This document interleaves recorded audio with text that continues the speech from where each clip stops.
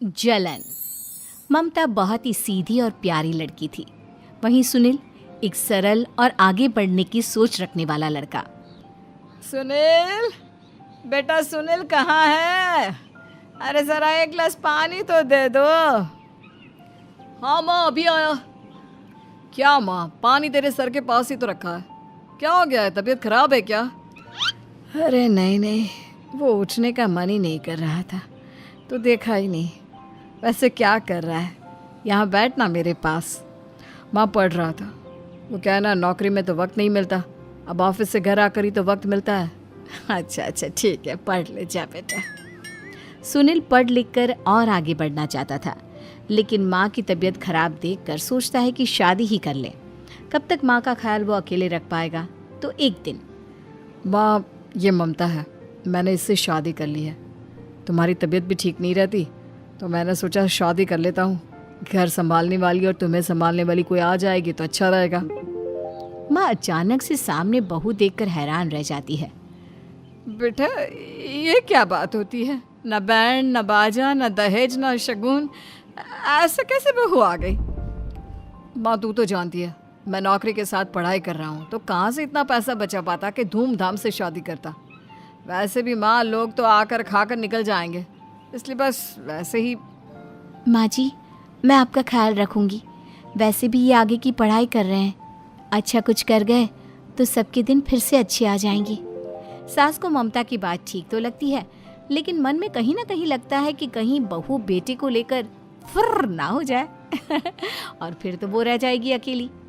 बेटा देख, मेरा जो कुछ भी है वो सुनील ही है, और सुनील का भी अब इस दुनिया में मैं ही हूँ और कोई नहीं। क्या सुनील? बिल्कुल माँ, लेकिन आज से ममता भी मेरे जीवन का अहम हिस्सा है, जैसे तू है। सास को बड़ा बुरा लगता है कि उसकी सल्तनत में कोई और हिस्सेदार कैसे हो सकता है। कैसे कोई और उसके 30 साल के बेटे की जिंदगी में अचानक से आकर बराबर का हिस्सेदार बन सकता है। देख बहू, मैं भले थोड़ा बीमार रहती हूँ, लेकिन इसका मतलब यह नहीं कि घर की चीज़ों में मेरा कंट्रोल खत्म हो गया है। मैं आज भी इस घर की रानी हूँ, समझी? बेटा सोचता है कि ये माँ को अचानक से क्या हो गया। कल तक जो माँ कहती थी कि जिंदगी का कोई भरोसा नहीं, वो अचानक से जंग के मैदान की झांसी की रानी कैसे बन गई? माँ क्या हो गया है? सब ठीक है ना? अचानक कैसी बात कर रही हो? ममता का आज पहला दिन है, स्वागत करो उसका। आसपास की आंटियों को बुलाओ, नई दुल्हन की मुंह दिखाए करवाओ। खैर, सास होने का फर्ज निभाती है और बाद में एक सहेली के साथ बाहर निकल जाती है। क्यों नहीं बताया नहीं कि बेटे का ब्याह कर रही हो? वैसे तो सारा दिन हम ही में घुसी रहती हो। अरे मुझे भी तो अभी पता चला, यूं अचानक सर पर लेकर आ गया। कहता है बहू है माँ तुम्हारी, अब इसको भी इतना ही मैं प्यार करता हूँ जितना तुझे करता हूँ। लो जी, ये क्या बात होगी? क्यों इतना प्यार करता है? अरे माँ का प्यार तो ज़्यादा होता है। अब उसको तो कोई दूसरा पति मिल सकता है, लेकिन तुम ही बताओ, क्या माँ की ममता किसी और की हो सकती है? ना जी ना, बेटे को समझाओ ये बात। अरे क्या समझाऊं, मुझे तो खुद ही समझ में नहीं आ रहा कि क्या हो रहा है।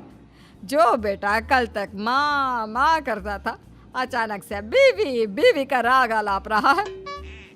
देखा, उसकी बीवी ना सुंदर और जवान है।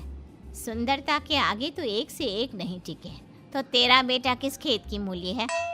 सास को भी समझ में आ जाता है कि बहू की सुंदरता के आगे माँ का प्यार किसी काम का नहीं।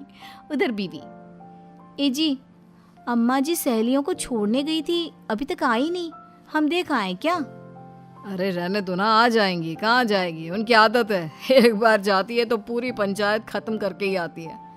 अच्छा ही है, खाना वाना खा कर गई होगी। छोड़ो ना, घूमेगी तो खाना पचेगा नहीं तो ऐसे ही खाट पकड़ लेगी। बहू भी शांत हो जाती है। उधर सास सोचती है कि आज थोड़ा देर से ही घर जाती हूँ, जब बेटा परेशान होकर ढूंढेगा तब मजा आएगा। बीवी को खुद ही पता चल जाएगा कि माँ के आगे उसकी दाल नहीं गलेगी। लेकिन वहीं दूसरी ओर घर पर, ए जी, माँ जी अभी भी नहीं आई, हमको तो घबराहट हो रही है कि क्या करें, जाकर पता करें किसी के घर। अच्छा, कहाँ जाओगी ये भी बता दो। पहला दिन है तुम्हारा इस घर में और एक ही दिन में मोहल्ला छानोगी क्या? हाँ, तो आप भी तो नहीं जा रहे हैं ना, हमको फिक्र हो रही है। अरे यार, ये रोज का है अम्मा का, खाओ और सो जाओ। बस फिर क्या था। बेटा बहू खाना खाते हैं और कमरे में सोने चले जाते हैं। उधर जब सास को कोई देखने नहीं आता तो वो हार कर घर आ जाती है, जहाँ वो देखती है कि सारे घर की लाइट्स बंद है। सास को गुस्सा आता है। बहू, ममता बहू कहाँ हो? लेकिन सारे दिन की थकी बहू को ऐसी नींद आती है जैसे किसी ने भांग की गोली खिला दी हो। वो तो नहीं उठती। उठकर आ जाता है बेटा। अरे क्या बात है अम्मा, काहे चिल्ला रही हो? अरे सो जाओ ना, सुबह की थकी है बहू, वो सो रही है। जोर से बोलोगी तो नींद खुल जाएगी उसकी। माँ को गुस्सा आ जाता है। फिलहाल तो सो जाती है, लेकिन मन ही मन ढेर सारा जहर बहू के लिए भरा होता है। सुबह बहू चाय बना रही होती है कि सास धीरे से गैस तेज कर देती है, जिससे चाय का बर्तन जल जाता है। और जैसे ही बहू चाय का बर्तन उठाती है उसका हाथ जल जाता है। मेरा हाथ जल गया। वो जोर जोर से चिल्लाकर इधर उधर भागती है कि सास थोड़ी देर में उसके हाथ में पानी डाल देती है। हाय रे बहू, क्या कर रही हो? पहली बार रसोई छुई हो क्या? सासू माँ गलती से गैस तेज रह गई थी और बर्तन जल गया, जिससे मेरा हाथ जल गया। हाय रे, कितना गंदा दाग। छी छी छी छी, मुझे तो उल्टी आ रही है तेरा गला हुआ मांस देखकर। तू ना मुझे अभी साथ से खाना मत लगाना। बहू भी खुद का हाथ देखती है तो उसे भी रोना आ जाता है। कुछ दिनों के बाद सास की सहेली आती है। बहू चाय बनाकर लाती है। उसके जाने के बाद सहेली कहती है, बहू की सुंदरता ऐसी है कि कोई भी दीवाना हो जाए। वैसे तेरे बेटे का क्या हाल है? अरे वैसा ही है, बहू के पीछे लट्टू। क्या करूं, कुछ समझ में नहीं आ रहा। मैंने तो बहू के चेहरे पर दिवाली के पटाखे की चक्री फेंक दी, उसका पूरा चेहरा जल गया। अब देखो ना रही सुंदरता, और ना ही अब मेरा बेटा उसे पूछता है।